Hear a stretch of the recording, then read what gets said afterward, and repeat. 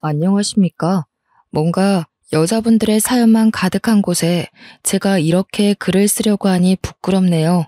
어떤 말부터 시작해야 좋을지 도저히 감도 잡히지가 않고요.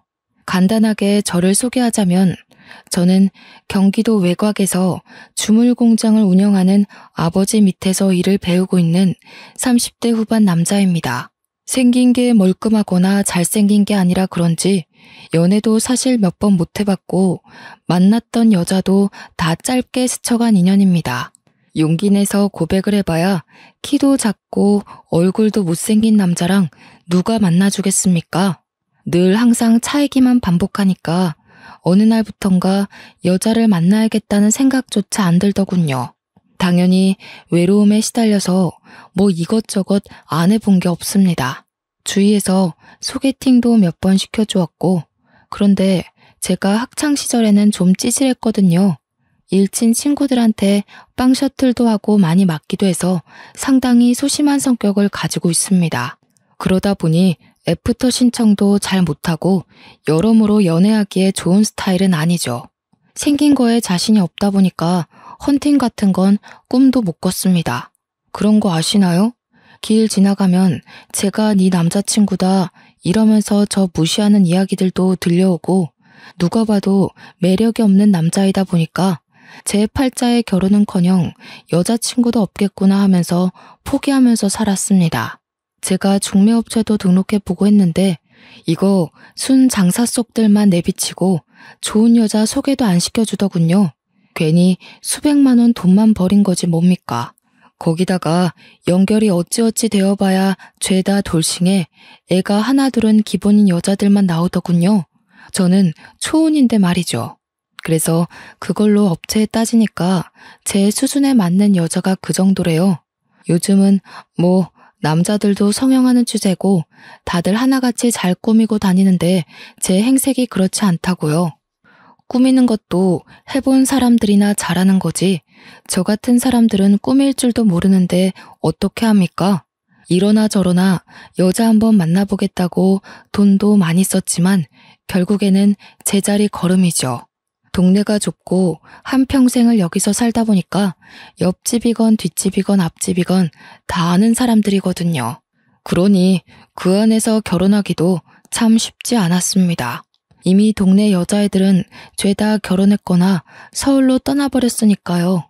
명절에 매번 듣던 잔소리도 어느 순간부터 들리지 않더군요. 친척들까지도 제가 결혼하지 못할 거라고 어느 순간부터 인정하기 시작한 것이었어요. 그게 참 은근 비참하고 쓸쓸하더라고요. 저는 아직 마음의 불씨가 조금은 남아있는데 주위에서 저를 포기해버리고 낙인 찍어버리니까 이도저도 안 되는 느낌이 들고요. 제가 오죽하면 술집에 가서 돈도 엄청나게 써봤습니다. 불쌍한 아가씨 하나 구해주겠다는 심산으로다가 제 옆에 딱 붙어있을 그런 여자 하나 없겠냐고 술집도 동네는 다 뒤지고 다녔어요. 근데 없더라고요. 제 옆을 지켜줄 사람 하나 없다는 게 참 제가 많은 것을 바란 것도 아닌데요. 그저 이 한 몸 따뜻하게 안아줄 여자 하나 찾는 게 이렇게나 어려운 일일 줄 상상이나 했겠습니까? 친구들은 벌써 애가 셋인 애들도 있는데 그런 친구들 볼 때마다 부러워서 친구들도 만나지 않게 되더라고요. 그렇게 어찌어찌 하루를 버텨가면서 살고 있었습니다. 매일 주물 공장에서 아버지 일을 도와 땀을 뻘뻘 흘리며 지냈죠. 돈은 수중에 많았지만 이 돈을 쓸 일이 없으니 뭐 일을 하는데 재미도 못 느끼고 있었습니다. 여자친구만 생기면 퍼다 나를 수 있는데 하는 아쉬움이 있었죠. 그러던 도중 동네에 소문 하나가 퍼다하게 나기 시작했습니다. 바로 학창시절 저를 괴롭혔던 일진 최강식이가 동네로 돌아왔다는 소문이었습니다.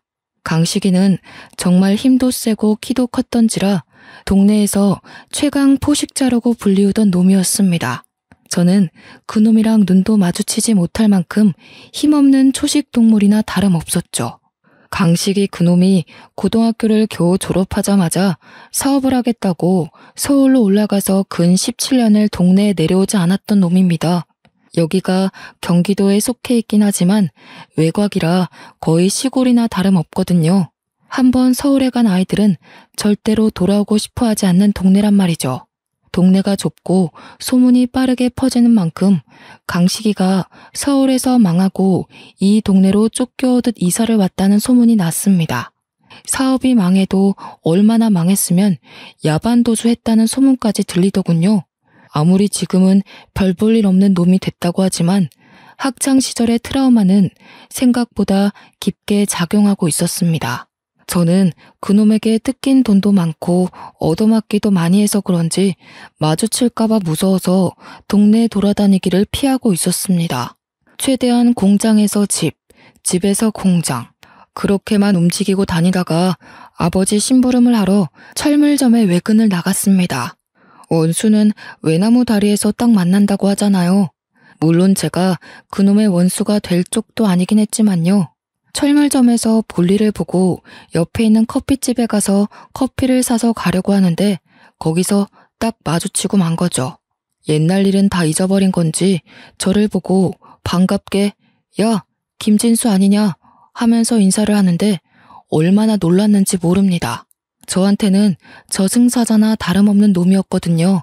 학교 끝나고 집에 갈 때 쉬는 시간에 체육 시간에 틈틈이 야, 김진수 하고 부르면 저는 쪼르르 달려가 강식이의 심부름을 했어야 했습니다. 그때는 뭐 지금처럼 학교폭력위원회 같은 게 있지도 않았고 힘센 친구들이 약한 애들 괴롭히면 선생님들이 그냥 너도 힘을 키워라 하고 말았으니까요. 제 이름을 부르면서 손을 흔드는데 그때의 기억이 몰려오면서 등에 식은땀이 쫙 나더라고요. 하지만 이제 30대 후반에 접어든 나이 아니겠습니까? 저라고 언제까지 거북이처럼 등딱지에 숨어 있을 수도 없었고요. 최대한 아무렇지 않은 척 강식이에게 인사를 했죠. 근데 저한테 돈이나 좀 빌려달라고 할 줄 알았던 놈이 되게 반가워하는 거예요. 나중에 술이라도 한번 먹자면서 예전 일 이야기도 하고 사과하고 싶다고 하는 겁니다. 강식이 이놈이 서울놈들한테 된통 당했다고 하더니 철이라도 든 건지 저한테 악수를 요청하는데 저도 그 손을 덥석 잡았습니다. 저에게도 한 걸음 나아갈 기회가 온 거나 다름없다고 생각했던 거죠. 물론 술을 먹자고 하니 좀 뜨뜻미지근했지만 적어도 술값 내는 건 삥 뜯기는 게 아니니까 다행이지 않겠습니까? 저한테 휴대폰을 쓱 내밀면서 핸드폰 번호를 알려달라고 하길래 알려줬죠. 번호도 교환했겠다. 언제 연락 오려나 휴대폰만 바라보고 있는데 다음날 저녁에 퇴근하는데 연락이 오더라고요. 한잔하고 싶은데 시간 되냐? 하고 물어보길래 또 의외라고 생각했습니다. 옛날 강식이 같으면 나와 라고 했을 텐데 시간이 되냐고 물어보기까지 하다니 약간 으쓱해지더라고요. 제가 얼마나 소심했으면 고작 저런 약속 잡는 연락에도 의미를 두겠습니까? 아무튼 거절할 명분도 없고 저도 한잔하면 좋겠다 싶어서 만나기로 했죠. 동네 술집에서 이미 한잔하면서 저를 기다리고 있길래 앞에 앉아서 뭐 이런저런 이야기를 했습니다. 서울에서 사업하다 망해서 왔다는데 서울살이 이야기를 하기도 좀 머쓱해서 고등학교 시절 이야기를 했죠. 저한테 야, 그땐 미안하다 하면서 사과를 하는데 은근히 울컥하면서 마음이 녹아내리더군요. 그땐 내가 철이 없었다. 그게 멋있어 보이는 줄 알고 약한 친구들을 괴롭혔었지 하면서 이야기를 하는데 표정이 영 안 좋아 보였습니다. 내가 하도 애들 괴롭히고 다녀서 벌받나 보다. 서울에서 완전히 망했거든. 소식은 들었지? 하면서 대화를 이어나가더군요. 저는 뭐 강식이 심기를 거스르지 않고 싶어서 끄덕끄덕 거리면서 장단만 맞춰주었습니다. 한 1시간쯤 지났을까 강식이가 대뜸 자기 아는 동생이 이 근처에 와 있다고 연락을 주었는데 불러도 되냐고 묻더라고요. 저도 기분이 좋았던 상태라서 누군데? 하고 물어보니 서울에서 사업할 때 자기 밑에서 일했던 동생이라고 하더군요. 별 생각 없이 그냥 알겠다, 오라고 해라 했는데 한 30분 지나서 가게로 들어오는 사람이 남자인 줄 알았더니 여자인 겁니다. 근데 상당히 예쁘고 어려 보이는 여자였어요. 평소에 워낙 여자한테 면역력이 없었던 저 여기에 바싹 얼어 있었습니다. 그러자 강식이가 킬킬거리면서 저를 놀리더군요.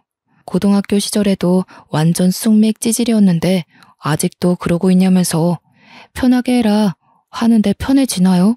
그 여자애가 끽해봐야 20대 후반으로 보였는데 저를 보더니 바로 오빠야 오빠야 하면서 말을 편하게 하더군요. 그러면서 저한테 오빠 너무 귀엽다 하는데 강식이가 굳어있는 저를 보면서 뭐해 너 귀엽다잖아 번호라도 주고 받아라 하는 게 아니겠습니까? 제가 결혼정보업체에서 만난 여자들이나 주위에서 소개팅 시켜주었던 여자들과 비교했을 때 이렇게 어리고 이쁜 여자는 본 적이 없었거든요. 그래서 우물쭈물하고 있는데 그 여자애가 저한테 오빠 진짜 나 번호 알려주면 안 돼? 하고 훅 들어오더라고요. 알려달라는데 싫다고 할 수도 없고 물론 너무 예뻐서 부담스럽긴 했지만 제가 이런 자리 아니면 어디서 저런 여자를 보겠나 싶고요. 그래서 바로 번호를 알려주었습니다.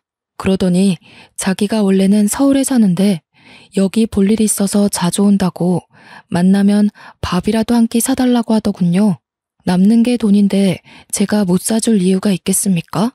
바로 알겠다고 했습니다. 이어진 술자리에서도 처음에 강식이 옆에 앉아 있다가 제 옆으로 와서 쫑알쫑알 말을 거는데 너무 예뻐서 눈이 부시더라고요. 사교성도 좋고 대화도 잘 이어나가고 저 같은 쑥맥에게도 관심을 가져준다는 게 너무나도 좋았습니다. 오죽하면 술자리를 파하고 집에 가는 길이 아쉬워 죽겠더라고요. 저한테 자기 이름이 이영미라고 소개한 그 여자가 자꾸 머릿속에 맴돌아서 밤잠을 설칠 지경이었습니다. 그런데 다음날 눈을 떠서 양치를 하고 있는데 영미한테 연락이 오는 게 아니겠습니까? 자기도 근처 찜질방에서 자고 일어났는데 배가 고프다면서 해장국 사줄 마음 없냐는 겁니다. 숙취 없어? 해장하러 갈래 오빠? 하고 연락이 오는데 가슴이 콩닥콩닥 하면서 이게 바로 핑크빛 연예인가 김칫국을 마시기도 하고요. 옆에 찰싹 달라붙어서 오빠 오빠 하는데 안 넘어갈 남자가 어디 있겠습니까? 그래서 바로 만나자고 했죠. 해장국도 먹고 커피까지 마신 다음에 버스 정류장까지 데려다 주었습니다.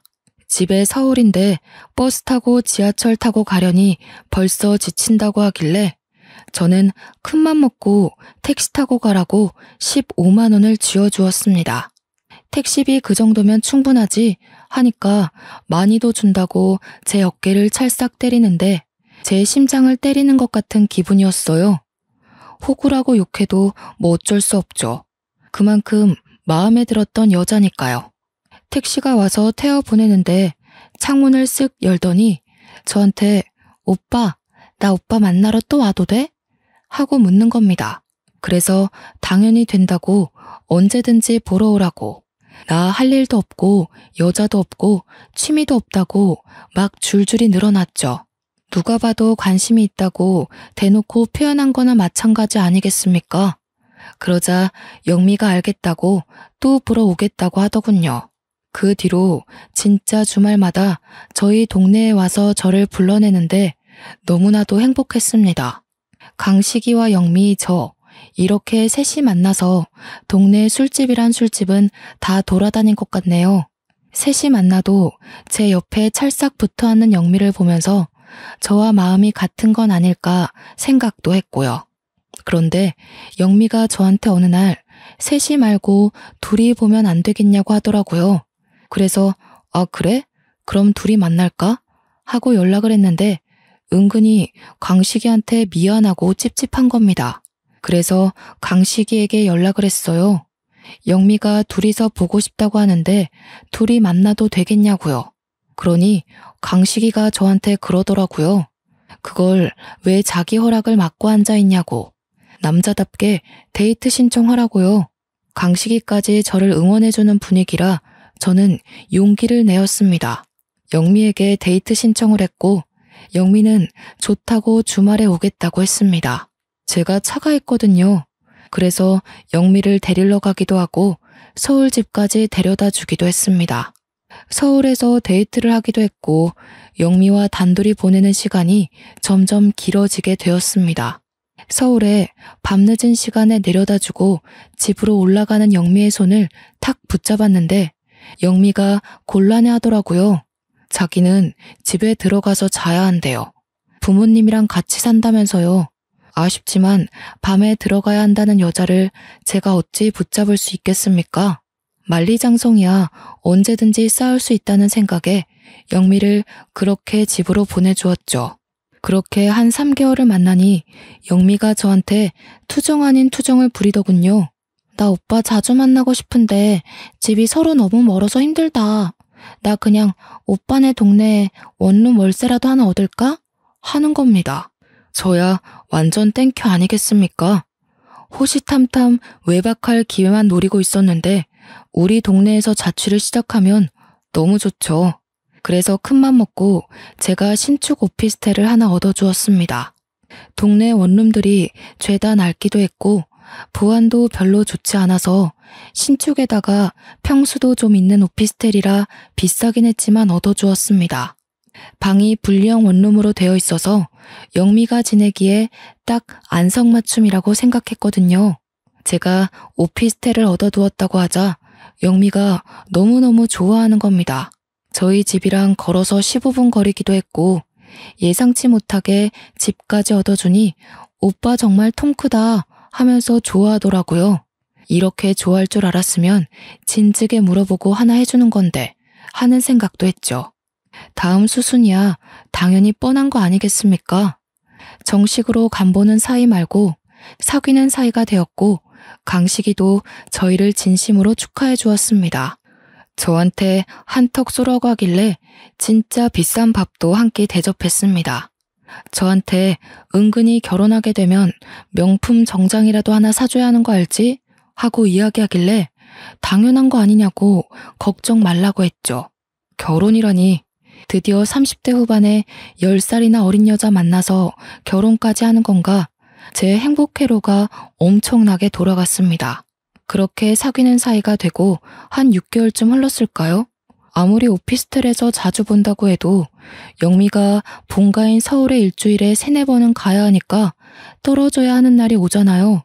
그게 너무 아쉽고 서운하고 미치겠는 겁니다. 매일 봐도 보고 싶은 우리 영미를 어떻게 하면 좋을까 고민하다가 이럴 거면 아예 결혼을 하자는 생각이 들었습니다. 그래서 제가 결혼하자고 다짜고짜 프로포즈를 했어요. 당연히 준비 안 된 상태에서 말부터 나왔던 거라 영미가 당황해하고 싫어할지도 모른다고 생각했는데 영미가 울더라고요. 언제 이 말을 해줄지 기다리고만 있었다면서 당장 결혼하고 싶다고 저한테 이야기를 하는 겁니다. 저는 영미가 울자 심장이 조여드는 기분이 들었어요. 나에게도 이렇게 나를 기다려주고 사랑해주는 여자가 생겼구나. 너무 행복하다 생각했죠. 저는 프로포즈도 받아들였겠다. 처가에 인사를 하러 가겠다고 이야기를 했습니다. 근데 영미가 상당히 곤란해하는 표정을 지으면서 사실 말을 못한 게 있다는 거예요. 그래서 뭐냐, 화내지 않을 테니 지금이라도 말해달라 했더니 사실 자기가 부모님이 없대요. 그래서 저는 너무 놀라서 그동안 부모님 때문에 서울집에 가야 한다고 했던 거 아니냐, 서울집은 뭐냐고 천천히 물어보았습니다. 혹시나 영미가 결혼 못하겠다고 할까봐 화도 내지 않고 침착하게 달래면서 물어봤어요. 그러니 영미가 그러더라고요.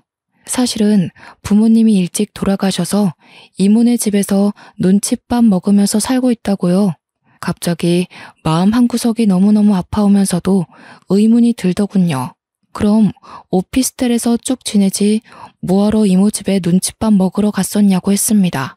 그러자 영미가 급격하게 풀이 팍 죽으면서 이모네 집이 워낙 엄격해서 그럴 수 없었다고 했습니다. 그러면서 지금 만나는 사람이 있는 것도 모르고 어차피 결혼식 한다고 해봐야 혼주석에 앉아줄 것도 아니라면서 인사하지 말자고 하더군요. 그때는 그게 이상한 거라는 생각을 전혀 못했습니다. 그저 집에서 많이 구박을 받았구나. 그래서 이모네를 빨리 탈출하고 싶구나. 어떻게든 인연을 끊고 싶구나 하는 생각만 한 거죠. 아무튼 영미에 대한 사정을 다 알게 된 이후에 저희 집으로 인사를 하러 갔습니다. 저도 어머니를 어린 시절에 일찍 여의었기 때문에 아버지와 둘이 살고 있어서 큰 부담 갖지 말라고 했습니다. 영미에게 너스레를 떨기 위해 시집살이 시킬 시어머니 없으니 얼마나 좋냐고 묻기까지 했죠. 영미는 자기 긴장 하나도 안 했다면서 하루빨리 인사드리고 같이 살 집이나 보러 갔으면 좋겠다고 했습니다. 오피스텔은 둘이 살기 너무 좁아서 제가 아파트를 매매하려고 했거든요. 우리 집에 인사를 드리러 갔는데 아버지께서 전날까지도 진짜 엄청 기대를 하셨거든요. 제가 여자를, 그것도 결혼할 여자를 소개시켜 드리겠다 하니까 눈물까지 글썽이면서 사실 자기는 완전히 포기하고 있었다고. 하나뿐인 우리 아들이 평생 혼자 늙어 죽을까 걱정했는데 40을 앞두고 결혼할 여자를 데리고 온다고 하니 너무 기쁘다고 했어요. 엄청나게 기대하시는 게 눈에 보여서 우리 영미를 보면 껌뻑 죽으시겠다 했는데 영미가 인사를 드리러 딱 들어갔는데 아버지 표정이 약간 오묘했어요. 분명 아침까지도 귀한 손님 잘 모시고 와라 하면서 엄청 기대하고 계신다고 이야기를 했는데 막상 영미를 보시는 순간 고개를 갸우뚱하시면서 그냥 쩝 하고 마시는 겁니다. 그날 밥 먹는 내내 아버지는 뚱하게 별 말씀도 없으시고 영미 혼자서 아버님 하면서 이야기를 했죠. 저는 그런 아버지께 실망을 했습니다. 무려 제가 결혼하고 싶다는 여자를 데리고 왔는데 그렇게 아무 반응도 없으시고 있으니 우리 영미는 얼마나 눈치를 받겠어요.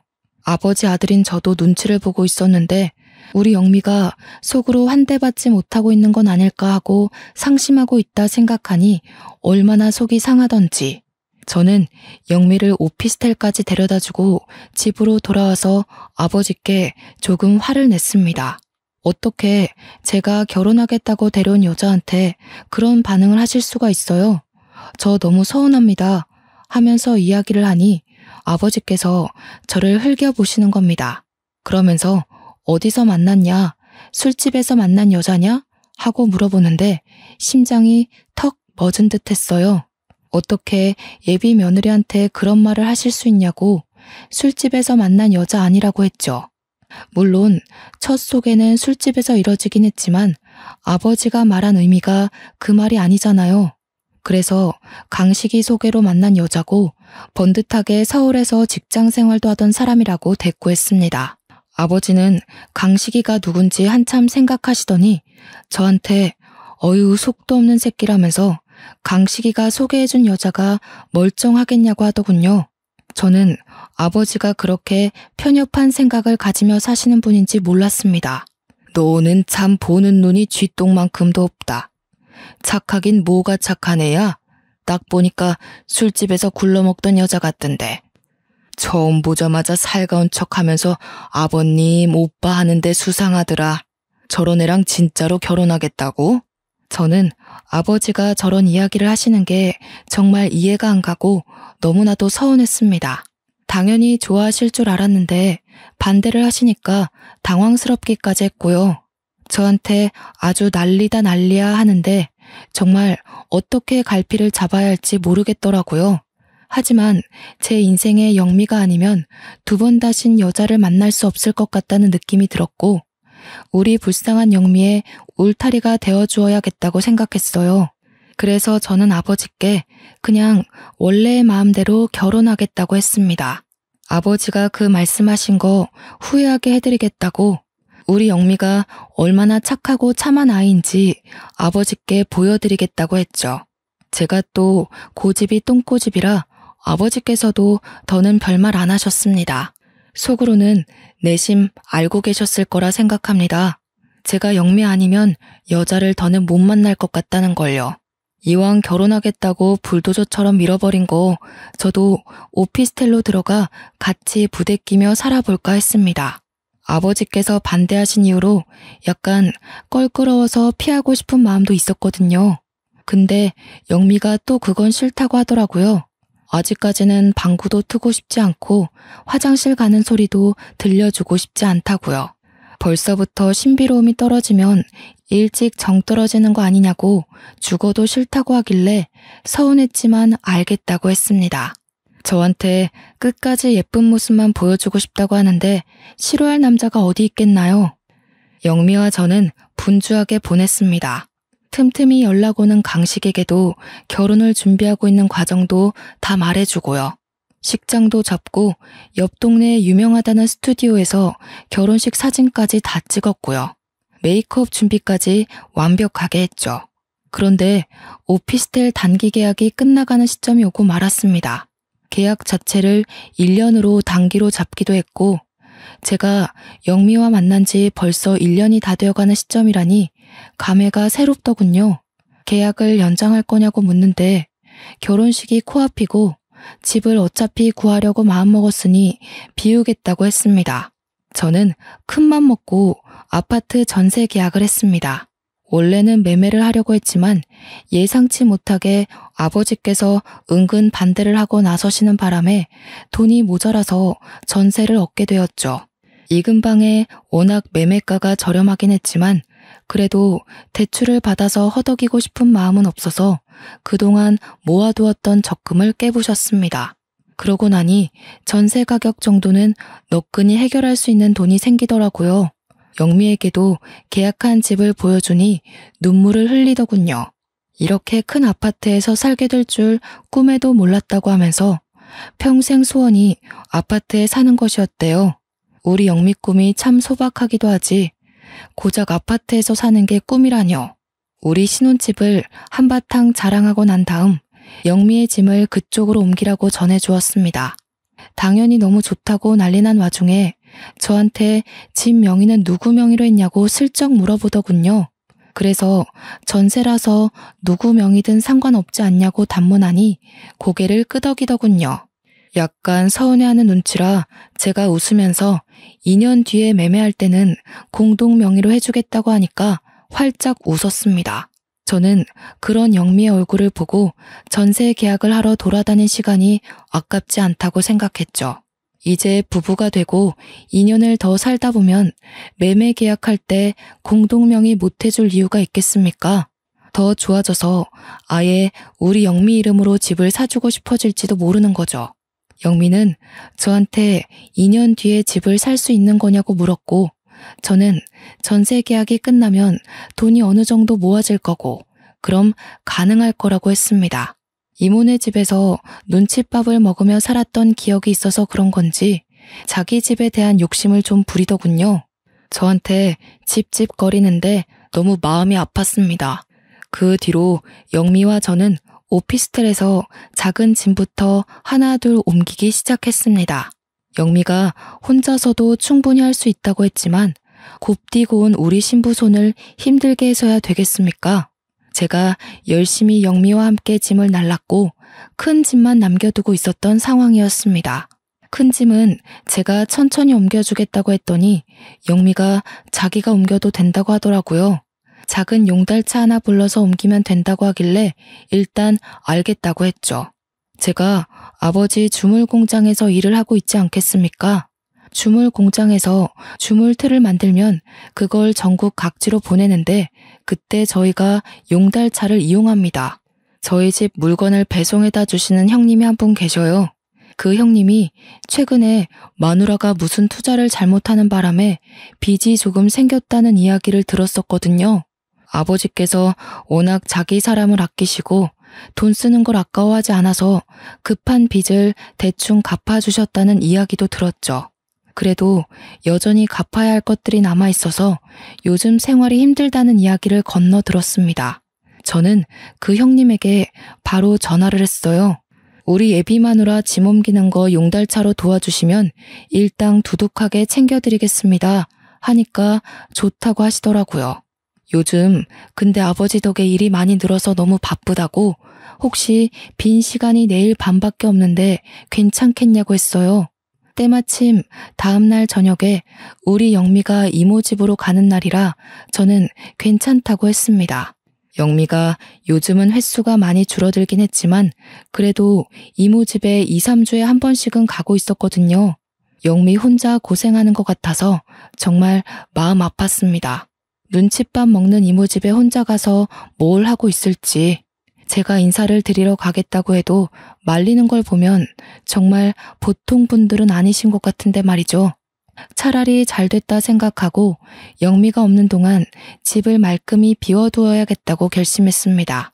다음 날 밤에 형님이랑 같이 오피스텔에 도착했는데 분명 꺼져 있어야 할 영미 집 층수에 불이 들어와 있더라고요. 뭐지, 불을 켜놓고 이모 집에 갔나 싶어서 조심스럽게 도어락 비밀번호를 누르고 들어갔습니다. 분명 영미가 없는 것도 알고 제가 해준 집임에도 불구하고 이상하게 발걸음 소리내는 게 싫어서 조용하게 들어갔습니다. 아마 누가 보면 도둑이라고 생각했을지도 모르겠네요.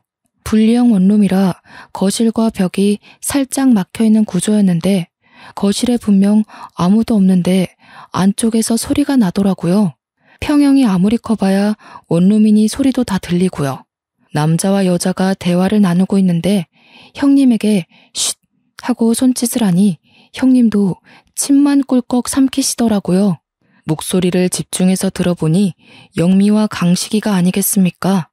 저는 저 둘이 왜 오피스텔에 이 야심한 밤 시간에 같이 있는 건지 이해가 안 갔죠. 아무리 서울에서 사장님과 직원은 사이라고 해도 영미는 분명 이모네 집에 간다고 하지 않았습니까? 저한테 거짓말을 치고 둘이 만나야 할 사정이 뭐가 있단 말입니까? 형님도 저의 혼란스러움을 눈치챘는지 가만히 있으셨어요. 그런데 그 둘의 대화를 집중해서 들어보니 정말 제 인생에 이런 뒤통수가 있을 수 있나 싶을 정도로 충격적인 말들이 오가는 게 아니겠습니까? 저는 눈앞이 핑 돌아서 쓰러질 것 같은 몸을 가까스로 힘을 주어 서 있었습니다.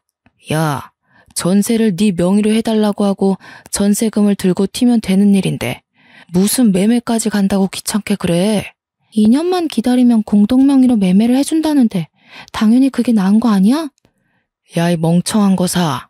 공동명의면 팔 때 둘 다 동의해야 팔 수 있는 거 몰라? 너 혼자서 꿀꺽이 안 된다고. 지금 전세 얻은 그 집도 이 동네에서 제일 비싼 집이야. 알아? 평수가 크긴 크더라. 얼마짜리 집인데? 4억짜리 집이라고. 4억. 그러니까 전세금을 빼서 들고 튀면 된다니까? 4억이면 우리 빚 다 갚지. 아니 오빠는 그걸 왜 지금 말해? 혼인신고하자는 소리는 안 하지? 그거 하자고 하면 큰일인데. 아직 등본 같은 것도 안 떼본 거 확실하지? 그거 떼봤으면 나한테 공동명의 이야기나 했겠어? 결혼식 끝나고 혼인신고 바로 하자고 하면 그때가 문제지. 어떡하지? 이미 오빠랑 혼인신고 되어 있잖아. 우리가 일단 이혼을 할까? 우리 이혼하면 위장 이혼으로 바로 걸려 들어간다고 변호사가 말한 거 못 들었어? 안 그래도 지금 빚 독촉 엄청 오고 있는데. 아씨, 대가리 아파 진짜. 이걸 어떻게 미루지? 호적이 뭐 잘못됐다고 못하나? 아, 그니까 이 멍청한 년아. 전세금 빼서 바로 톡 꼈으면 이런 복잡한 일도 없고 빚 갚고 좋았잖아. 그 이야기를 듣고 있던 저는 정말 손을 벌벌 떨었습니다. 제 다리에 힘이 쭉 빠지는 기분에 분노는 머리끝까지 차오르고 말았죠. 그러니까 영미와 강식이는 이미 부부였고 제가 돈이 있다는 이야기를 듣고는 저한테 사기를 치려고 아예 작정하고 달려든 것이었어요. 애초에 강식이가 저한테 영미를 소개시켜준 이유도 돈을 뜯어가려고 한 것이었던 거죠. 그것도 모르고 저는 강식이한테 좋은 인연 시켜주어서 고맙다고, 강식이가 저한테 예전 일을 사과했던 것도 모조리 다 거짓말이었겠죠. 뜨거운 눈물이 앞을 가리는 듯한 기분이었습니다. 그런데 형님이 저를 탁 잡더니 쉿 하면서 휴대폰 화면을 보여주는데 우리 형님이 녹음을 뜨고 계셨더라고요. 저는 아예 꿈에도 생각 못하고 있었는데 말이죠. 형님이 녹음 화면을 딱 닫더니 일단 나가자는 눈짓을 하셔서 조용히 나왔습니다. 밖에 나와서 형님 차에 타서 숨을 쉬는데 과호흡이 오는 것 같고 눈물이 막 터져 나오는 겁니다. 형님이 제가 아이처럼 엉엉 우는 모습을 보더니 저 연놈들한테 복수를 하자고 그냥 두면 안 된다고 하시더라고요. 이미 결혼식은 코앞이고 저는 멍청하게 당하게 생겼는데 무슨 복수를 더합니까 하니까 좋은 생각 있다고 하시더군요. 형님은 저에게 녹음 파일을 전송해 주시고는 청첩장을 언제 돌리기로 했냐고 물어보시는 겁니다. 그래서 오늘 청첩장이 나왔고 내일부터 돌리려고 했다고 하니 개개인으로 돌리지 말고 한데 모아서 청첩장을 돌리라는 겁니다. 결혼식을 할지 말지도 정하지 못한 와중에 청첩장을 왜 돌리냐고 하니까 머리가 그렇게 안 돌아가냐고 하더라고요. 사람들을 청첩장 준다고 죄다 불러 모은 뒤에 녹음 파일을 풀고 동네방네 소문을 내자는 겁니다. 천하의 강식이가 이런 식으로 동창들 등쳐먹고 다닌다고 뿌리고 다니자고요. 그래서 저는 형님과 함께 계획을 짰습니다. 약혼식처럼 간략하게 청첩장 돌리는 자리를 마련했고 동네 사람들은 물론이고 동네 사람들의 사돈의 팔촌까지 모두 불러 모았습니다. 영미에게도 강식이에게도 약혼식 같은 자리로 영미에게 추억을 만들어주려고 하는 거니까 부담 없이 오라고 했고요. 강식이에게는 네가 말했던 명품 정장 줄 테니 꼭 와달라고 했죠. 당연히 아무것도 모르는 동네 사람들은 잔치가 열렸다고 좋아서 오시고 아들이 망했다는 소문에 한동안 집 밖을 나서지 않던 강식이네 부모님까지 모조리 오셨습니다. 사람들은 강식이에게 네가 우리 동네 노총각 결혼 주선했다며 아주 장하다 하면서 한마디씩 하셨어요. 영미는 저한테 드레스 같은 원피스를 입고 나타나서 예물 반지는 언제 주냐며 자기가 원하는 1캐럿 다이아 반지로 준비한 거 맞냐고 물어보더라고요. 저는 좋은 거 줄 테니까 조금만 기다리라고 했죠.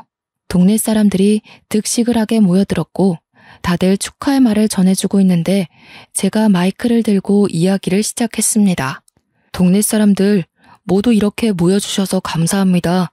근데 이 자리를 결혼식 청첩장을 돌리려는 자리가 아니라 뱀 같은 두 연놈들의 추악한 실태를 까발리는 자리입니다. 제 말이 끝나기 무섭게 마을회관 전체 스피커를 통해서 마을 곳곳에 녹음 파일 음성이 뿌려지기 시작했어요. 형님이 미리 이장님한테 양해를 구해서 마을 전체를 울리는 방송 허락을 받아둔 것이었습니다. 동네방네에 영미와 강식이의 그날의 대화가 울려 퍼지고 두 사람은 얼굴이 사색이 되었죠. 아무것도 모르는 동네 사람들은 이게 누구 목소리야? 무슨 내용이야? 저게 다 뭐야? 하면서 난리가 났습니다.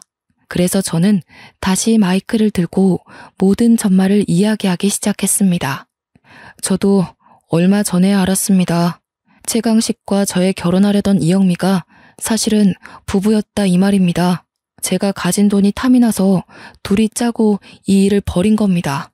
제가 얻은 아파트 전세금을 들고 튀려고요. 동네 사람들은 난리가 났죠. 미친 거 아니냐, 그 연놈들 어디에 있냐, 막 소란이 시작되고 영미는 저를 보면서 벌벌 떨고 있었습니다. 강식이도 지 부모 옆에서 얼굴이 새파랗게 질렸는데 마을 사람 중 누가 강식이 부모님을 발견한 것입니다. 강식이네가 동네에서 슈퍼를 좀 크게 운영하고 있었거든요. 사람들이 모두 손가락질하면서 이제 강식 슈퍼에 가면 안 되겠다고 사람을 어떻게 이렇게 등쳐먹을 수 있냐고 비난을 퍼부었습니다. 동네 토박이가 하는 슈퍼라서 물건이 썩어 빠져도 우리로 팔아줬는데 더는 가지 말고 대형마트 가자면서 다들 손가락질했어요. 그러니 강식이 부모님도 사색이 돼서 강식이 등을 퍽퍽 치며 이게 다 진짜냐고 싸우고 계시고 최강식, 이영미, 너네 둘 다 내가 혼인빙자 사기로 고소할 거야. 알겠어? 그제서야 영미가 저한테 잘못했다고 돈에 눈이 멀어서 그랬는데 평생 속죄하며 살겠다고 울고불고 무릎 꿇고 빌더라고요. 저는 그대로 봐줄 마음이 전혀 없었습니다. 동네 사람들 다 온 자리에 경찰 하나 없었을까요? 저희 아버지와 제일 중마고이신 분이 바로 경찰이셨거든요. 제가 사기로 고소한다고 하니 경찰서로 가자면서 동네 사람들이 정말 돌을 던지려는 와중에 강식이와 영미를 데리고 경찰차에 태우셨습니다. 경찰서에 도착해서 조사를 하는데 글쎄 이 두 연놈이 서울에서 빚진 게 한두 건이 아니더라고요. 그 와중에 사기 전과도 있고 진행 중인 소송도 있었고요. 소송에 걸려서 경찰서 와서 수사를 받아야 하는 와중에 이 시골 마을로 잠수를 탄 것이었고 결국 지명수배까지 내려진 상태였습니다. 그래서 경찰서에서 조사를 받던 와중 바로 구속이 되어버렸습니다. 저도 당연히 혼인빙자 사기를 바로 걸어버렸으니 빼도 박도 못하는 신세가 되어버렸죠. 영미의 서울 이모 집도 당연히 거짓말이었습니다. 거기가 알고 보니 이 두 연놈들이 몰래 얻었던 아지트였던 것입니다. 서울에서 근근히 사기치고 다니면서 숨어 지내던 아지트요. 이 동네에서 둘이 같이 있다가 저한테 걸리기라도 하면 안 되는데 서울 그 집에서 미래를 즐기고 있었던 것입니다. 그래서 저도 못 오게 한 거고 인사도 못 가게 한 거였죠. 이모는커녕 가족이라고는 남편인 최강식밖에 없는 여자였던 것이었죠. 저는 당연히 소송 진행했고 꼬박 10개월이 흐른 뒤에 승소를 했습니다. 그리고 바로 민사소송도 걸어버렸죠. 정신적인 위자료 청구까지 완벽하게 해버렸습니다. 최강식이는 죄질 나쁘다는 이유로 거기다가 잠수를 타고 숨어버린 괘씸죄까지 더해져 법정 구속을 당했습니다. 지금은 감방에서 죄수들과 행복하게 지내고 있을지 더러운 꼴 당하고 있을지 모르겠네요. 영미는 유치장 신세까지는 피했지만 빚을 다 떠안았다고 하더군요. 저한테 울고불고 찾아와서 뻔뻔하게 한 번만 도와달라고 했지만 저는 그런 영미의 뺨을 내리쳤습니다. 결국 어디 식당에서 하루 종일 설거지하면서 빚쟁이들한테 시달리고 있다는 소식이 들리더군요. 날이 추워지니 옆구리도 쌀쌀하지만 저는 평생 여자는 쳐다도 안 보고 살기로 했습니다. 제가 결국 아버지께 진심으로 사과드리자 아버지도 저를 다시 토닥여 주셨고요. 이번 일을 기회 삼아 오히려 더 당당해지자고 마음먹었습니다. 지금은 주물회사 경영권을 물려받아 누구보다 일을 열심히 하고 있습니다. 그냥 혼자 살 운명임을 받아들이고 열심히 살도록 하겠습니다. 제 이야기 어떠셨나요? 제가 너무 흥분해서 이야기를 한 건 아닌가 싶네요. 재미있게 들어주셨다면 추천 한번 눌러주세요. 감사합니다.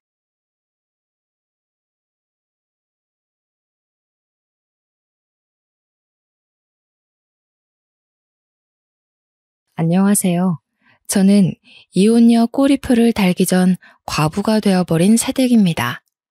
개차반 남편과 시댁에서 시집살이를 했고 참다 못해 이혼까지 요구를 한 게 아닌 요구를 당했던 제 이야기를 들려드리려고 글을 씁니다. 가진 것도 없는데 제 뒤를 지켜주는 부모가 없으면 그렇게 세상살이가 지옥 같다는 걸 느꼈어요. 그걸 어릴 때만 해도 몰랐습니다. 미혼과 기혼의 세상은 많이 다른 것 같아요. 미혼과 기혼의 차이에 큰 의미를 둔 적은 없는데 이혼을 하고 나서 제대로 알았습니다. 저는 기혼의 삶을 실패했지만 다시 시작하게 된 싱글의 삶이 저한테 더 잘 맞는 것 같아요. 비록 기혼을 선택하는 실수를 저질렀어도 다시 싱글로 돌아온 것에 된 것에 그리고 이전의 미혼삼보다 더 윤택한 조건으로 싱글이 되었다는 것에 그 실수가 용서가 됩니다. 지금부터 저의 개차반 시댁 이야기를 간추려서 들려드릴게요. 저는 평범한 가정에서 태어나 평범하게 자란 막내딸입니다. 제 위에는 친오빠 하나가 있고 엄마 아빠는 늘 우리 남매에게 사랑을 주는 부모였어요. 부모님은 저희 앞에서 다투는 법이 없으셨고 부모님의 훌륭한 훈육 덕분에 우리 남매 사이도 참 애틋하고 사랑이 가득했어요. 이런 행복한 가정이 깨트려진 건 친정 부모가 돌아가시면서부터였는데요. 제 생일날 가족끼리 놀이공원을 갔을 때입니다. 제 나이는 당시 초등학생이었어요. 쉽게 일어날 수 없는 사고가 왜 하필 우리 부모님한테 일어난 건지 하늘을 많이 원망했습니다. 한 놀이기구가 고장이 나서 멈추는 바람에 일어난 사고였고 119를 불러 사람들을 대피시키던 중 3쌍 정도의 부모님들이 우리뿐만 아니라 아이들 먼저 기구에서 내려주는 걸 돕고 있었어요. 그런데 아이들이 다 내리자마자 기구가 버티지 못하고 쓰러졌죠. 하늘에서는 기다렸다는 듯이 어른들을 뿌연 연기 속으로 전복시켰습니다. 그렇게 저는 부모님을 잃게 된 겁니다. 하늘에서 천사가 필요하면 착한 사람들을 일찍 데려간다던데, 그래서 우리 부모님이 하늘 일을 하러 가게 된 거라고 친오빠가 어린 저더러 그렇게 얘기해 준 적이 있었어요. 오빠도 힘들었을 텐데 어린 저를 위해 제 앞에서만큼은 눈물을 보인 적이 없었습니다. 적어도 제 기억으로는요. 친오빠도 당시 중학생으로 어렸던 나이인지라 어쨌든 우리 둘 다 부모님의 죽음을 실감하기가 너무 어려웠어요. 친척들이 우리를 거둬줬는데 선심 좋은 친척들의 보살핌이 아니었다면 다시 일어서는 게 더 고역이었을지 모릅니다. 저희 남매는 친척 덕분에 성인까지 나름 잘 먹고 잘 살았어요. 친오빠는 제 앞에서 티를 안 냈을 뿐 오빠 나름대로 상처가 컸는지 부모님 사망의 트라우마 때문에 구급대원이 되었습니다. 저는 오빠의 뒷바라지로 인해 대학 4년제를 다녔고요. 친오빠는 저를 자기 딸처럼 키우듯 많이 지원을 해줬습니다. 나름 오빠라고 제가 부모님의 빈자리를 느끼지 않도록 노력 많이 해주었어요. 그걸 알기 때문에 저도 얼른 취업을 해서 오빠한테 도움되고자 했고 열심히 공부해서 대기업에 취직했습니다. 대기업에서 받은 봉급을 모아 오빠에게 빚진 돈을 갚으려 했으나 친오빠가 혼을 내는 바람에 할 수 없이 혹시 모를 일을 대비해 돈을 모아두기만 했어요.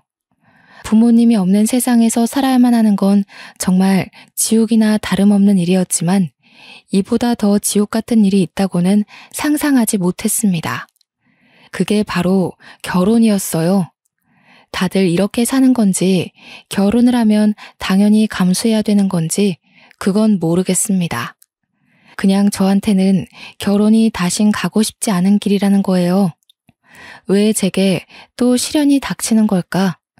행복하고자 한 결혼에서 왜 그런 불행이 찾아오는 걸까요? 지난 날을 돌이켜보면 너무 후회스럽지만 못 가본 길에 대해 흔들리는 건 어쩔 수 없는 사람의 본능이 아닌가 싶습니다. 그래도 지금 글을 쓰고 있는 이 시점에선 모든 걸 다 잘 회복 중에 있네요. 제가 남편을 만난 건 같은 사내에서였습니다. 남편은 저와 같은 기수로 입사하였고 저보다 2살이 많았어요. 남편은 제 가정사를 알고도 따뜻하게 위로를 해준 사람입니다. 당시 제가 부모님 돌아가시고 공부에만 미쳐서 살다 보니까 연애를 해본 적이 없는데요. 대시하는 남자들이 있었다고 해도 관심이 없어서 다 쳐내기만 했어요. 그런데 어느 날 친오빠가 저한테 그런 말을 해주더라고요. 오빠는 네가 결혼해서 가정을 꾸릴 때까지 결혼할 생각 없어. 내가 널 혼자 두고 어떻게 다른 가정을 만들어. 그런 말을 듣고 당시에는 제가 오빠에게 가장 큰 담례를 할 수 있는 것이 결혼이라 생각했습니다. 그래서 마음 맞는 사람이 있으면 결혼을 하고 싶었고 그 뒤부터 자연스레 오는 기회들을 거부하지 않고 남자들의 태도를 지켜봤습니다.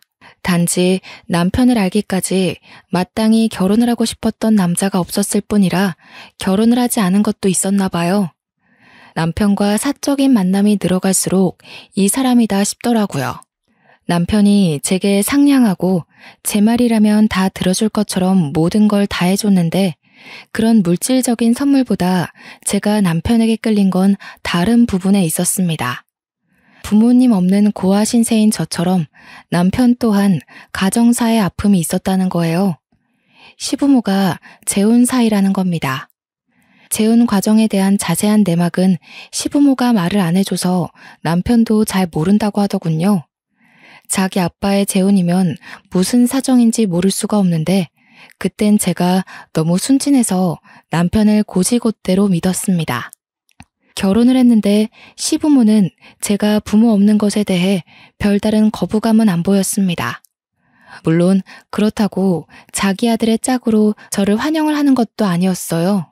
지금 생각해보면 제가 고아라서 마음에 안 들었지만 집을 해왔기 때문에 시부모가 아무 말 안 하지 않나 싶어요. 남편 쪽이 저보다 훨씬 잘 사는 형편인지라 친오빠 말로는 집이라도 해가야 무시 안 받는다고 하더라고요. 그래서 제 형편에 굳이 무리해서 오빠의 도움을 또 받아 집을 해간 거였습니다. 그것도 강남의 좋은 아파트로요. 친오빠의 조언 덕분에 출발을 잘했다고 생각했는데 문제는 출발점이 아니었습니다. 결혼은 매 순간 고비일 수밖에 없다는 걸 살면서 느꼈어요. 남편은 좀 사는 형편 때문인지 생각보다 돈 쓰는 씀씀이가 해펐습니다. 남편이 저를 잘 위로해준 것처럼 남편 주변에는 사람이 늘 많아서 어딜 가나 남편이 자리를 참석해야 했고 계산을 해야 했습니다. 남편이 여유가 되니까 그런다는 건 알겠는데 연애 때는 안 그러던 사람이 갑자기 친구들을 엄청나게 만나길래 좀 놀랐어요. 솔직히 소비 습관 보는 게 좀 불편했습니다. 저랑 오빠는 어릴 때부터 아껴야만 했기 때문에 아끼느라 제대로 돈을 쓰지도 못한 사람들이거든요. 그런데 남편은 정반대라 심지어 한두 번이 아니라서 문제라는 겁니다. 자기야, 돈 너무 많이 쓰는 거 아니야? 이번 주만 벌써 5번째 약속이잖아. 이러다 급할 때 쓸 돈 없으면 어떡하려고. 뭘 그런 걸 걱정하고 그러냐? 사정 되니까 쓰는 거지. 너 챙겨줄 돈 없을까 봐 그래? 내가 얼마나 대단한 사람인지 모르는구나. 알지. 아니, 결혼하기 전에는 안 그랬던 것 같아서. 친구도 잘 안 만나고 친구 없다고 그랬잖아. 그래서 나는 정말 자기가 나 아니면 다른 인맥은 없는 줄 알았는데. 우리 자기 왜 이렇게 순진해?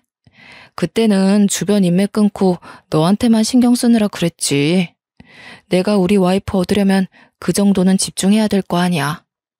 목표를 잃었으니까 그동안 소홀했던 사람들한테 미안했다고 쏘는 거야.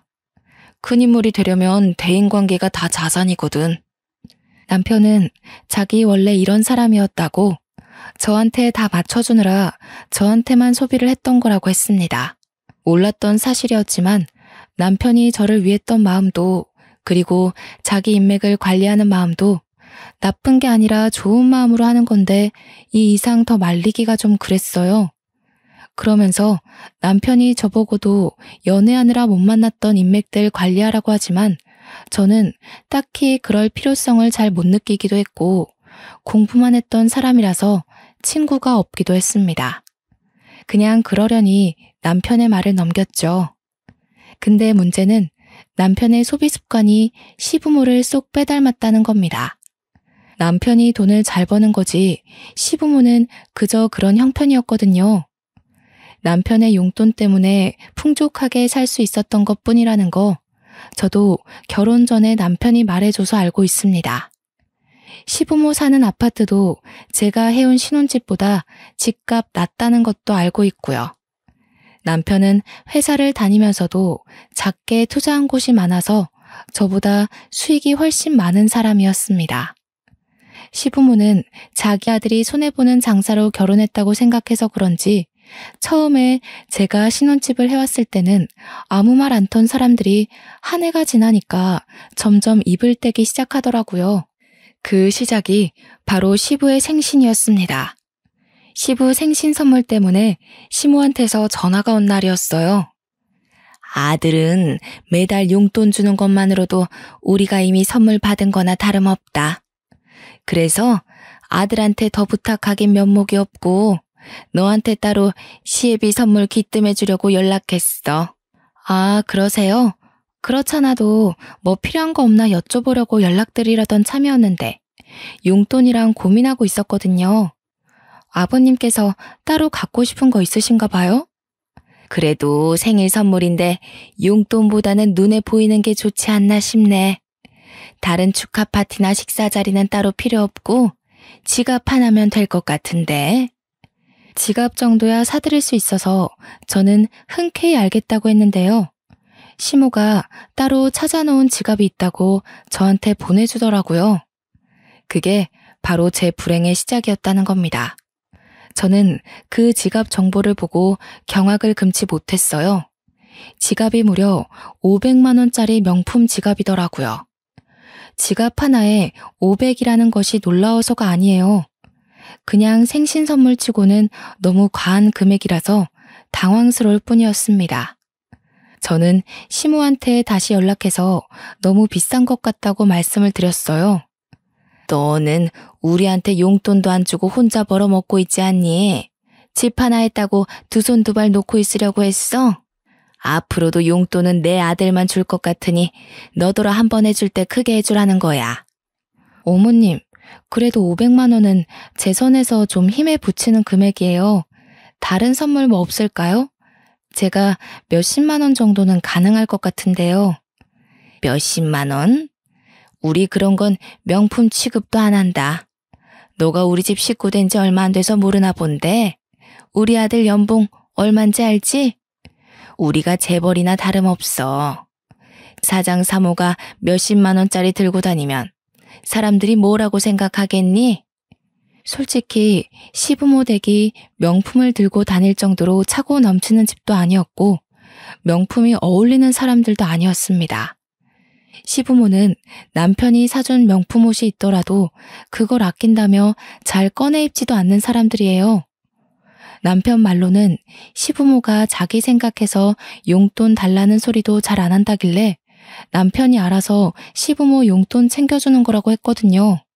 그런데 제가 보는 시부모는 남편이 말해준 이미지와 좀 다르다고 느꼈습니다.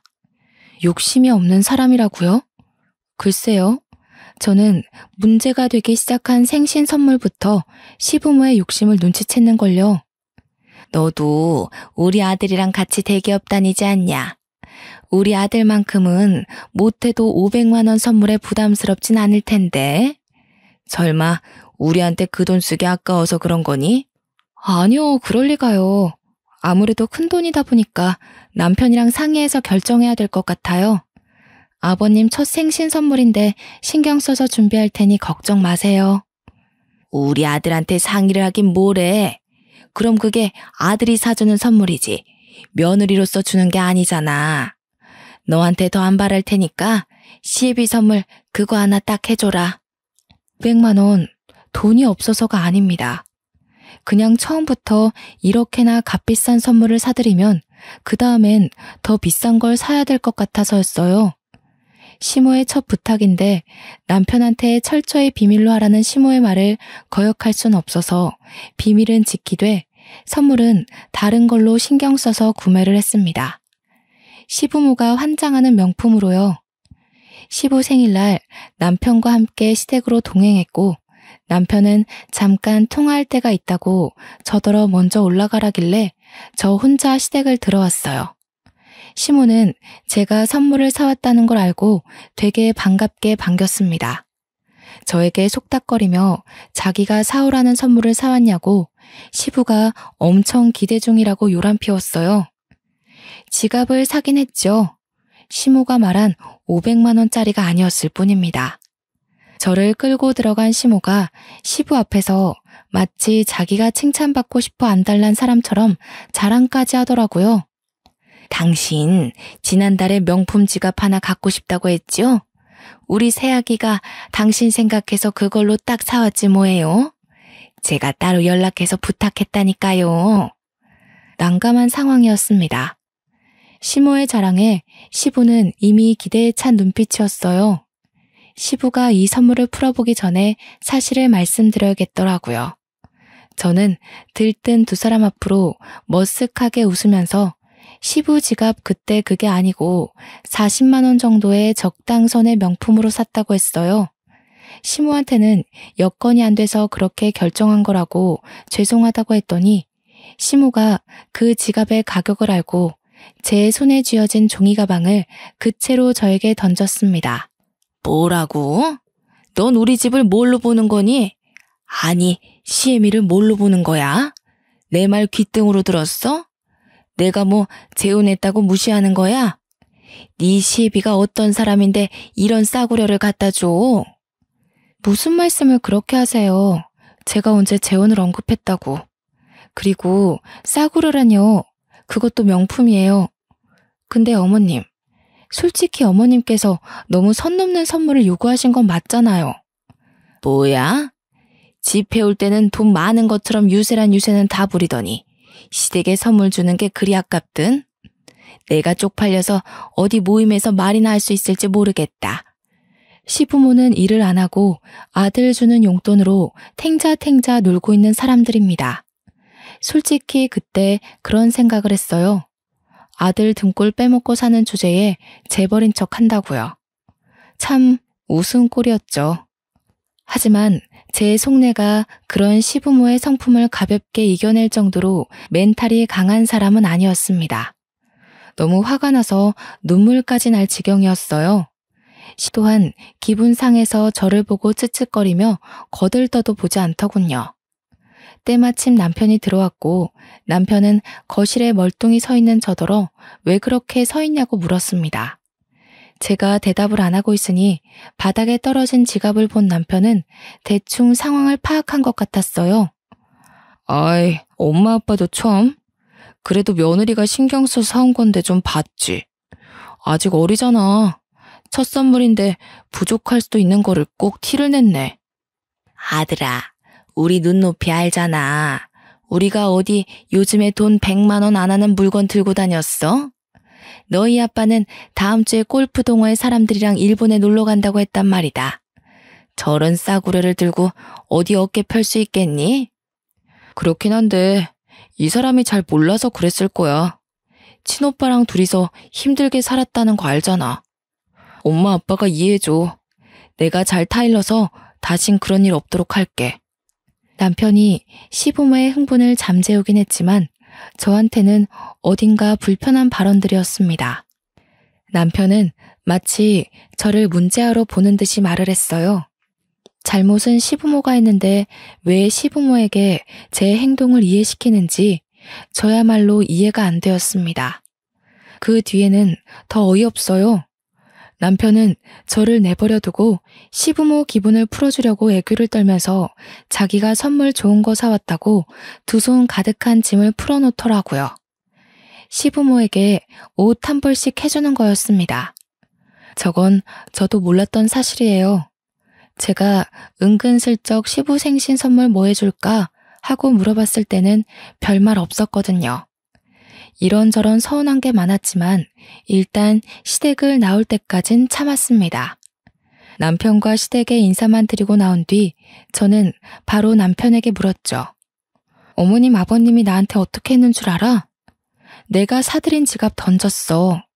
뒤로 안 물러났으면 나 얼굴 다칠 뻔했다고. 어떻게 그러실 수가 있어?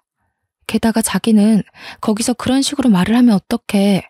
그럼 내가 잘못한 사람이 되잖아. 들어보니까 엄마 아빠가 서운할 만했더구만. 500만 원 선물 받을 줄 알았는데 40만 원이라고 하면 기분 상하긴 하지. 우리 부모님이 당신 벌이를 모르는 것도 아니고 솔직히 대기업에 500만 원 선물이면 그렇게 힘에 부치는 건 아니잖아. 40만 원은 돈도 아니야? 어머님 아버님 눈높이를 당신이 너무 키워놔서 저러시는 것도 있어. 그리고 어머님 아버님 옷 샀다는 건 왜 나한테 말 안 했어? 한 벌에 1,000만 원 가까이 되는 옷이야. 내가 얘기하면 당신이 부담 느낄 것 같아서. 나는 나름 배려한 건데. 그래도 내가 당신 생각 안 했다고 할 거야? 남편은 제가 얼마나 상처를 받았는지 별로 중요하게 생각지 않는 것 같았습니다. 저의 이야기를 투정이라고 생각하면서 능청스럽게 그래 그래 하면서 듣는 둥 마는 둥 대답했어요. 연애 때는 남편에게서 느껴본 적 없는 퉁명스런 말투였어요. 귀찮음이 묻은 것 같기도 했고요. 그 때문에 저는 남편에게 변한 것 같다고 나한테 질렸냐고 물었는데요. 남편은 오히려 저더러 변한 것 같다고 했습니다. 제가 결혼하기 전과 다르게 많이 징징거린다는 거 아니겠습니까? 그날 이후 서운해서 입을 닫았고 남편을 대면대면하게 되었습니다. 화가 나서 시부모님 연락도 안 받았어요. 제가 서운한 감정을 표현을 할 때 모든 외부적 요인을 닫아버리는 타입이란 걸 결혼하고 알았습니다.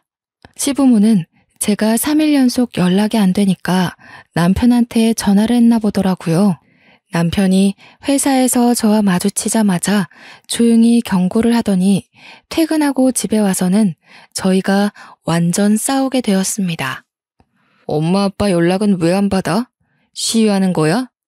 설마 그놈의 지갑 때문에? 당신 도대체 왜 이렇게 철이 없어? 사춘기도 아니고 뭐 하자는 거야? 내가 그냥 넘어가면 어머님 아버님이 날 더 우습게 보지 않겠어? 사과도 못 받았는데 기분 나쁜 티 정도는 낼 수 있는 거잖아. 네가 기분 나쁘긴 뭐가 나빠. 이참에 우리 부모님 취향도 알게 된 거니까 오히려 잘 된 거지. 실수한 며느리 가르치는 걸 우습게 본다고 생각하는 거냐? 아, 진짜 정 떨어진다. 남편은 어느 순간부터 제게 정 떨어진다는 말을 많이 했습니다. 그게 지갑 사건 이후로 생기기 시작하더니 갈수록 더 심해졌어요. 제가 뭐만 하면 변했네, 실망이네, 왜 몰랐을까? 이런 소리를 해댔어요. 그럴 때마다 저는 참지 않고 남편과 싸우길 반복했습니다. 한 번은 시모가 우리 집을 왔다가 싸우는 걸 목격하기도 했어요. 내가 부모로서 내 아들 짝을 똑바로 결정해줬어야 하는 건데 하여간 부모 없이 큰 것들은 다 이 모양이라니까. 여자가 억측스러운 게 얼마나 천박한 줄 모르는 거니? 됐어 엄마. 내가 알아서 길들일 테니까 오늘은 그냥 가봐야겠다. 미안해.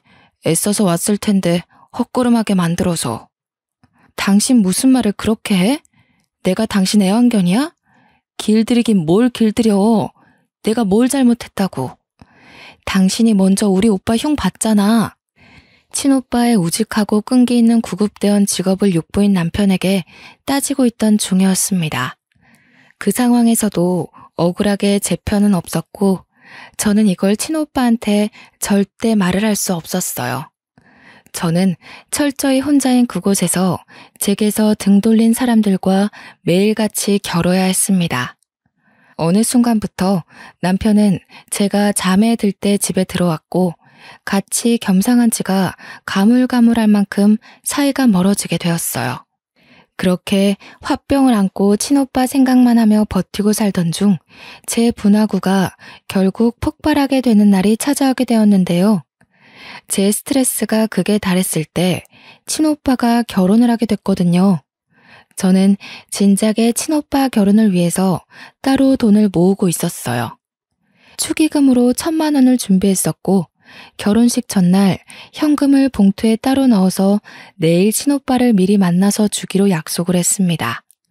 그리고 오빠 결혼식 당일이 되었을 때 아침에 준비를 끝내고 가방을 챙겼는데 분명 가방에 넣어뒀던 축의금이 어디로 간 건지 사라지고 없지 뭡니까? 남편에게 물어봤지만 남편은 모른다고 답할 뿐 잘 좀 챙기지 그랬냐면서 또 한숨만 쉬었습니다. 당시 그때는 남편과 싸울 시간이 없었어요. 졸인 마음으로 집안 구석구석 뒤졌는데도 봉투가 안 보이더라고요. 찾다가 지쳐가고 있을 때 그만 출발해야 할 시간이 임박했고 결국 저는 빈손으로 친오빠 결혼을 축하하게 되었습니다. 친오빠에게 축의금 사정을 얘기하고 미안하다 했더니 오빠가 자기는 괜찮은데 그 돈 어떡하냐고 다시 한번 잘 찾아보라고 위로해 주더군요. 그래서 집에 가서 다시 찾아봤습니다. 며칠을 찾아도 없어서 결국 포기를 해버렸는데 한날 시부모 집 근처에 갔다가 경비원이랑 얘기 중인 시부를 발견했어요. 시부가 경비원에게 지난번 문제를 일으켰던 500만 원 명품 지갑을 들고 있더라고요. 경비원에게 자랑을 하고 있었습니다. 그런데 왜 그 순간 지난날 잃어버린 축의금이 떠올랐을까요? 저는 시부에게 다가가 시부한테 지갑 사셨네요 라고 슬쩍 물었는데 소스라치게 놀란 시부가 뜻밖의 성질을 부리는 거 아니겠습니까? 그리고는 불이 나게 도망치듯 집으로 들어가길래 저도 황급히 쫓아갔습니다. 밖에서 며느리 만났어. 하필 내가 경비한테 지갑 얘기하고 있다가 그걸 얘가 봤지 뭐야. 우리가 자기 돈 슬쩍 한 걸 눈치채면 어떡해? 에이, 어디 1,000만 원이 자기만 있나? 그리고 눈치채면 어때요? 우리한테 10원 한 장 쓰는 것도 아깝다고 하는 며느리니 이렇게라도 시부모로서 용돈을 받아야지. 현관문이 스무스하게 닫히고 있었는데 완전히 닫히기 전 뛰어들어갔던지라 제가 집안에서 듣고 있었다는 걸 시부모가 몰랐던 모양입니다. 제 돈의 행방을 알게 된 저는 시부모를 큰 소리로 부르면서 버럭 언성을 높였어요.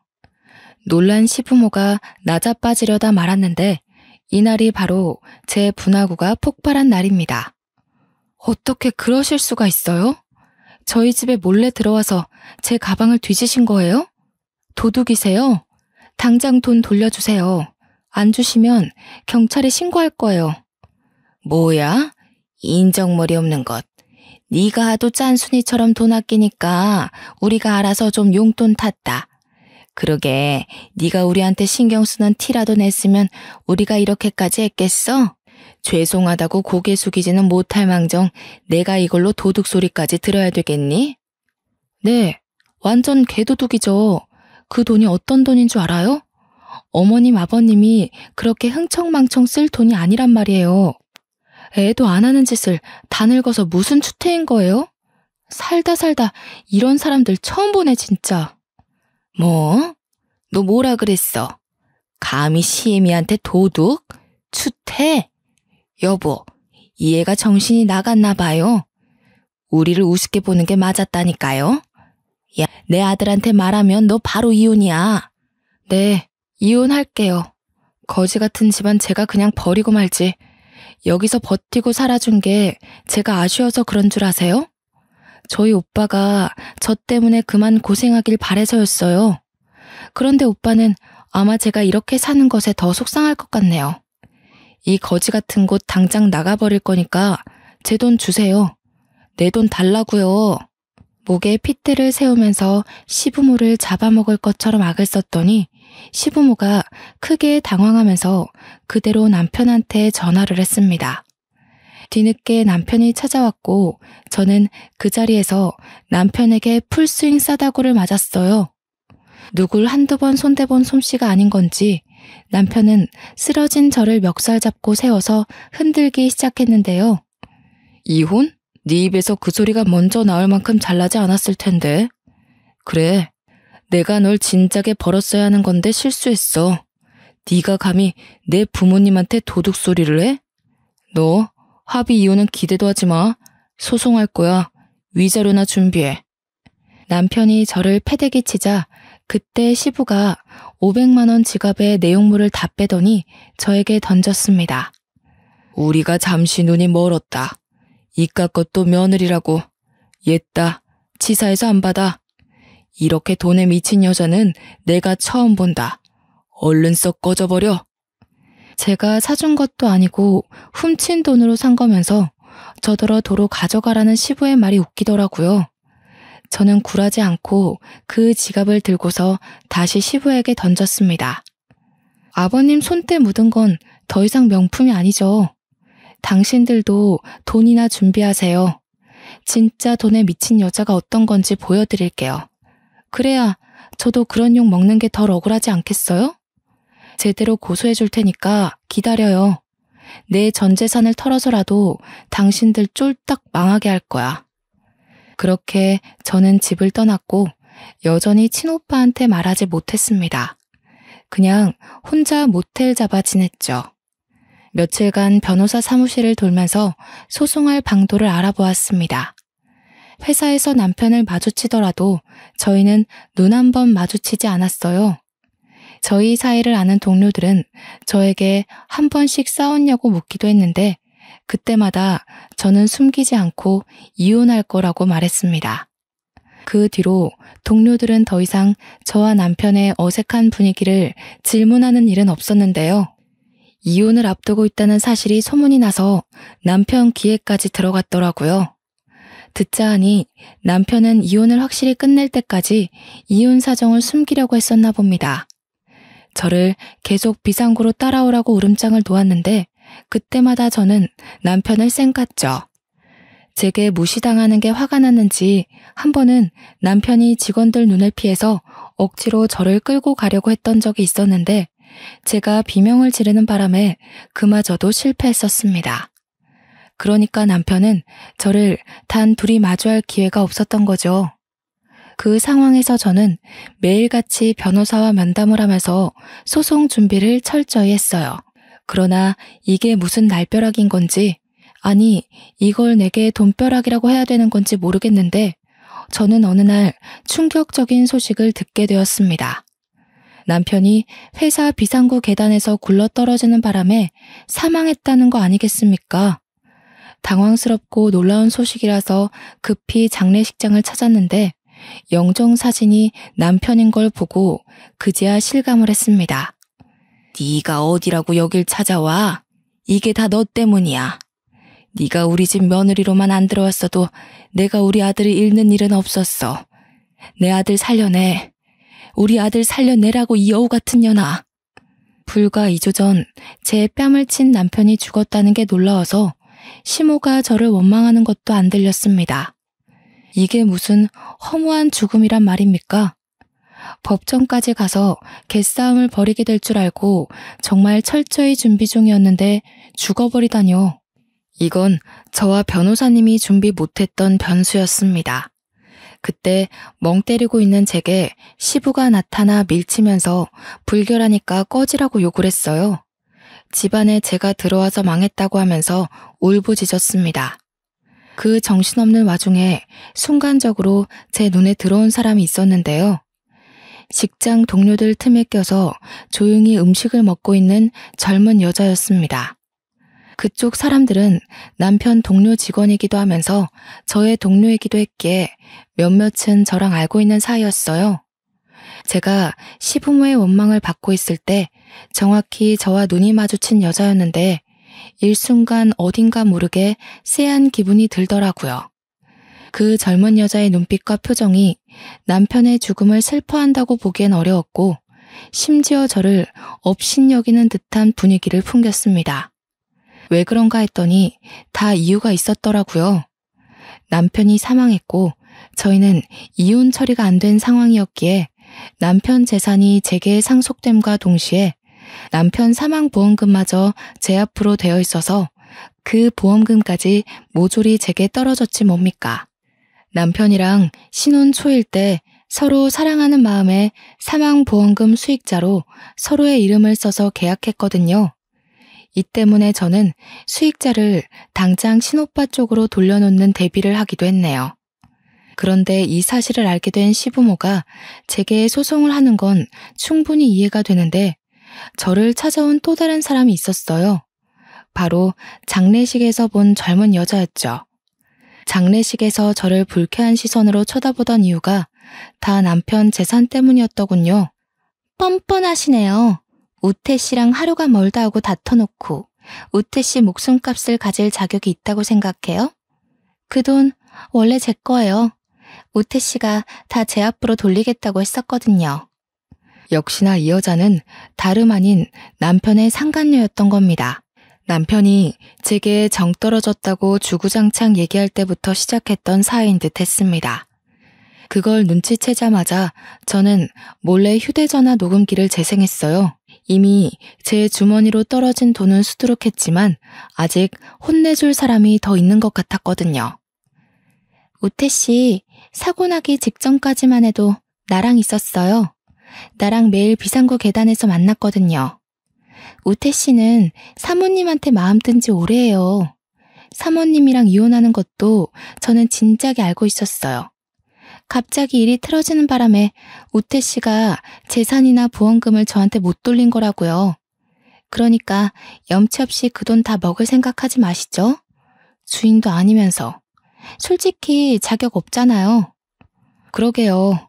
본부인이라면 남편이 바람피는 것 정도는 눈치챌 수 있어야 했는데 제가 본처로서 부족했어요. 그렇다고 이렇게 친히 찾아와서 도와줄지는 몰랐네요. 근데 남의 돈 탐내기 전에 자기 수중에 돈이나 잘 지켰어야죠. 그렇게 텅텅 빈머리로 어떻게 우리 회사 합격했는지 모르겠네요. 어쨌든 자백 감사해요. 저는 그대로 상간녀에게 녹음 사실을 밝혀준 뒤 비상구를 나왔습니다. 남편 회사 자리를 찾아가 뒤져 상간녀의 흔적을 더 찾았어요. 주변 동료들은 제가 그래도 아직 와이프 입장이다 보니까 남편 자리 뒤지는 걸 유품 정리하는 걸로 생각하더라고요. 그 덕에 저는 편하게 상간녀의 흔적을 다 찾아낼 수 있었습니다. 손쉽게 상간녀 소송을 진행했고 시원하게 마무리가 될 줄 알았던 시점에 시부모가 저를 맞고소했더라고요. 자기 아들 재산이 왜 저한테 다 떨어지는 거냐고 부당하다고 소송을 한 거 아니겠습니까? 하지만 그건 어거지였을 뿐 당연히 기각될 수밖에 없었습니다. 억울하다고 하더라도 법적으로 제가 상속순위 1위인 건 사실이었으니까요. 이도저도 안 되니까 끝내 자신들의 처지를 인정하고 만 시부모는 이제 저한테 눈물로 호소를 하기 시작했습니다. 제발 새아가, 우리는 아들 없으면 먹고 살 돈이 없어. 우리 이대로 굶어 죽는다고. 아들이 생활비 다 대줬는데 네가 다 가져가 버리면 우리는 뭘 먹고 살겠니? 부탁이다. 제발 우리 아들 재산 좀 돌려다오. 재벌 3호라고 큰 소리 치셨잖아요. 재벌이 되려면 아들 돈이 없어도 두 분이 떵떵거릴 수 있어야 하는 거 아닌가요? 보세요. 두 분은 그냥 돈 껍데기만 걸치고 있던 거지였던 거예요. 돈 100만 원 안 되는 물건은 취급도 안 한다고요? 그 돈 100만 원이 누구한테는 목숨값이기도 하고 밥값이기도 하고 병원비가 될 수도 있는 가치예요. 이번 기회에 정신 좀 차리셨으면 좋겠네요. 안다 알아. 우리가 진짜 잘못했다는 거 알아. 평생 반성하면서 살 테니까 한 번만 용서해주면 안 되겠니? 네가 이번만 우리를 도와준다면 더는 며느리 욕하는 일은 없을 거다. 제가 며느리 내려놓은 지가 언젠데요. 저는 차라리 두 분이 제 욕하시는 게 편했어요. 덕분에 모질게 떼어낼 수 있으니까요. 1,000만 원 훔쳐간 거 도둑으로 신고 안 하는 게 제가 보여줄 수 있는 최대한 자비예요. 아드님 재산은 1,000만 원 훔친 이자로 받았다고 생각할게요. 두 분이랑 아드님이 제게 상처 준 이자까지 같이요. 그대로 시부모를 돌아서 나온 저는 이 모든 사실을 알리기 위해 어쩔 수 없이 친오빠를 찾아갔습니다. 새언니가 차려주는 밥을 먹으면서 아직 퇴근 못한 친오빠를 기다리고 있었어요. 그래서 저는 새언니한테 제 사정을 먼저 말했습니다. 새언니는 그동안 제가 친오빠한테 털어놔야 할 고민을 대신 들어준 사람이에요. 제게 친언니처럼 늘 다정하고 신경 써주던 고마운 언니거든요. 아가씨도 참. 그래도 그런 큰일이 있었으면 오빠한테 말했어야죠. 혼자서 얼마나 고생했을까. 왜 나한테 그런 것까진 말 안 했어요. 내가 오빠한테 말할까 봐요? 언니가 말 안 할 건 알았지만 그냥 말 그대로 너무 큰일이었잖아요. 언니 임신했다는 거 아는데 제가 어떻게 그런 소리를 하겠어요. 그리고 제가 드릴 게 있는데요. 나중에 태어날 우리 조카 위해서 써주세요. 저는 새언니에게 5,000만 원 용돈을 줬습니다. 새언니가 깜짝 놀라더니 안 받으려고 하는 걸 제가 고모가 될 건데 이렇게 꼭 해주고 싶다고 사정을 했어요. 새언니가 눈물을 보이면서 자기가 뭐 해준 것도 없는데 이렇게 큰 돈까지 받아서 미안하고 고맙다고 하시더라고요. 그리고 친오빠가 퇴근을 하고 왔을 때 새언니가 저 대신해서 차분한 음성으로 설명해 주었습니다. 친오빠는 새언니보다 더 몰랐던 저의 사정을 알고 살짝 언성을 올렸어요. 제가 걱정되었기 때문이었겠죠. 새언니의 다독거림과 저의 깊은 반성 때문에 오빠는 금세 놀랐던 마음을 가라앉히고 저를 안아줬습니다. 자기가 친오빠로서 물려준 게 잘못이라며 자기 탓을 했죠. 그리고 저는 새언니한테 5,000만 원을 준 것처럼 친오빠에게 돈 얘기도 하였습니다. 친오빠 역시 새언니처럼 받기를 꺼려했지만 제가 혼자 이 돈 다 못 들고 있는다고 뭐든 자산을 남겨야 하지 않겠냐고 고집을 부리는 바람에 제 의견에 넘어가 줬어요.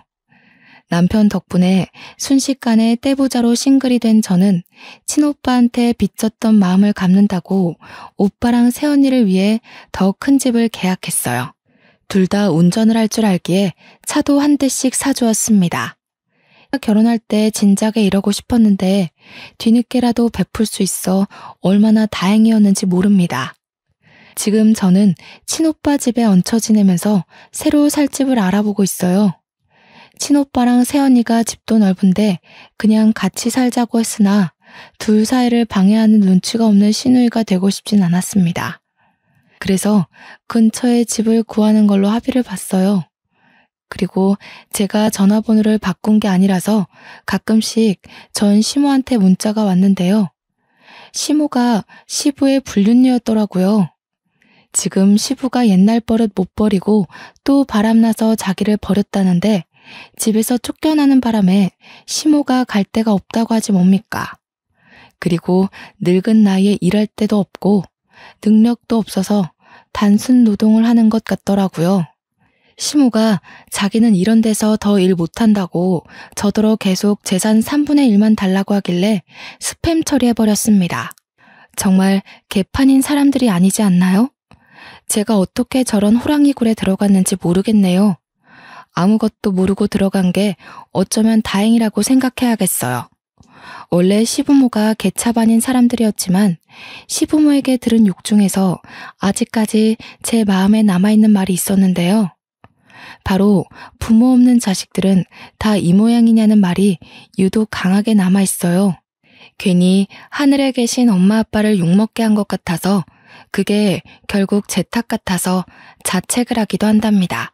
친오빠한테는 말 못한 상처라서 저 혼자 추스르고 이겨내야 되는데 청취자분들께서 응원 한마디씩만 해주실 수 있나요? 제가 한 번씩 약한 생각을 할 때가 있어서 이렇게 다른 사람들에게 억지로 위로를 끌어내네요. 그래도 지금은 이혼하기 전과 비교할 때면 제 앞에 또다시 기회가 온 거나 마찬가지 아니겠습니까? 저를 개털로 만들어버리겠다던 전 남편의 각오는 결국 자기네 식구들을 개털로 만드는 결과를 내버렸네요. 역시 신은 공평하다는 말이 괜히 나온 게 아니라고 봅니다. 앞으로 저는 새로운 주어진 기회를 감사히 생각하면서 더 열심히 살아보려고요. 길었던 제 이야기 시간 할애해서 들어주신 거 정말 감사드리고 모두 행복하시길 바랍니다.